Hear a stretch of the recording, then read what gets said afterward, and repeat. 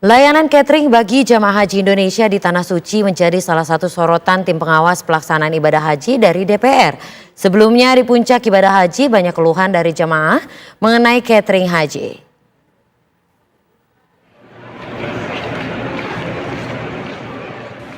Catering menjadi salah satu layanan yang disiapkan oleh petugas penyelenggara ibadah haji atau PPIH Arab Saudi di musim haji. Layanan catering bagi jemaah haji Indonesia di Tanah Suci pun menjadi salah satu sorotan tim pengawas pelaksanaan ibadah haji dari DPR. Menurut salah satu anggota tim pengawas dari DPR, situasi haji kali ini terbilang sangat membludak. Sudah sepatutnya faktor padatnya jumlah jemaah haji tahun ini menjadi pertimbangan pemerintah. Ada dua hal yang mengenai konsumsi. Pertama, pemerintah masih mempersiapkan catering ini dengan situasi normal. Tidak memperhitungkan hal-hal di luar kebiasaan. Padahal pemerintah sudah menyebutkan umpamanya jamaah Indonesia banyak lansia.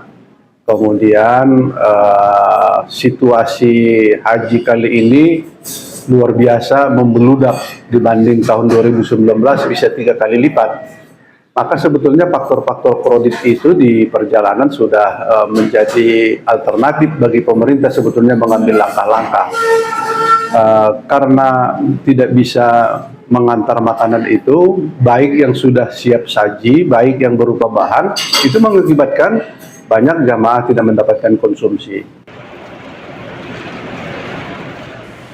Pada puncak ibadah haji tahun ini, banyak keluhan dari jemaah mengenai catering haji. Tim TV One mengabarkan.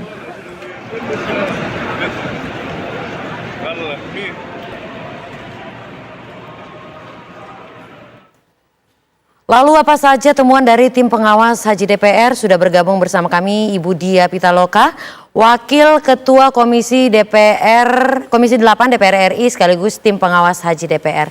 Selamat pagi, Assalamualaikum Ibu. Bagaimana kondisi distribusi makanan saat ini di sana Ibu? Distribusi makanan itu sangat berhubungan dengan akses pengantaran makanan, yaitu transportasi, Mbak.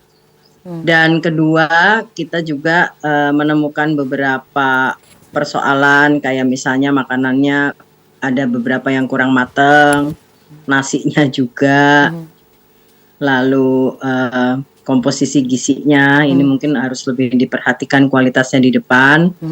Nah, tapi persoalan distribusi makanan ini juga menjadi hal yang sangat erat kaitannya dengan manajemen logistik kita gitu. Kita harus mulai berkalkulasi bagaimana situasi lalu lintas di Saudi ketika musim haji. Nah, ini juga harus dipertimbangkan dalam distribusi catering.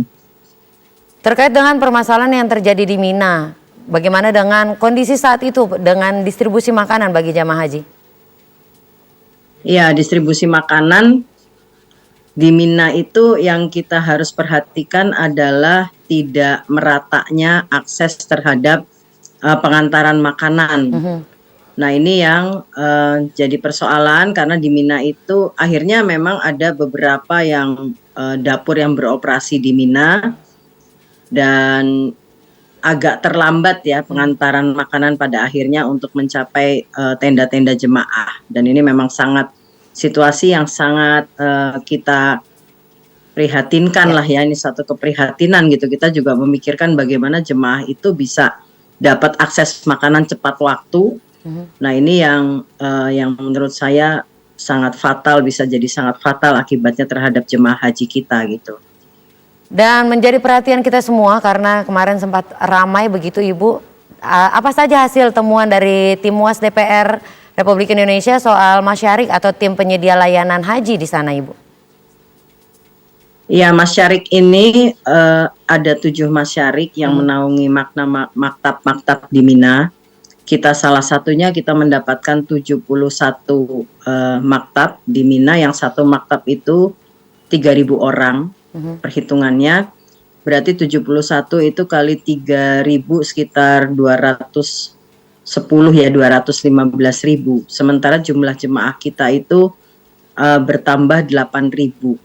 Nah, ini yang tidak ada kemudian tambahan kuota tendanya, sehingga jemaah yang penambahan jemaah ini masuk ke maktab-maktab yang secara komposisinya sudah ada sudah ada jemaahnya gitu. Jadi yang tadinya sudah pas nih satu tenda 20 orang misalnya, tiba-tiba ada tambahan lagi 15 orang. Nah ini kan ada yang jadi berhimpit-himpitan lah gitu ya. Memang kondisinya tidak rata antar tenda karena mengikuti sesuai dengan zonasi atau kloter di daerahnya masing-masing. Misalnya di Jambi misalnya atau di Jawa Barat gitu ya.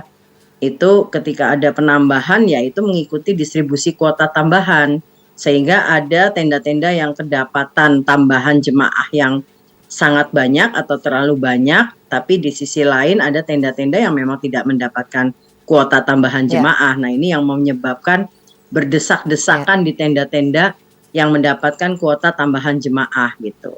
Baik. Nah padahal kita kalau bicara anggaran haji itu biaya masyairnya itu sudah menyangkut tenda dan layanan fasilitas makanan dan lain-lain gitu, sehingga menurut saya ini kita harus menyampaikan komplain kita, keberatan kita terhadap penyedia jasa kepada masyarakatnya gitu, bahwa jemaah tambahan kita yang juga membayar sama gitu ya, tapi tidak mendapatkan fasilitas yang sama gitu.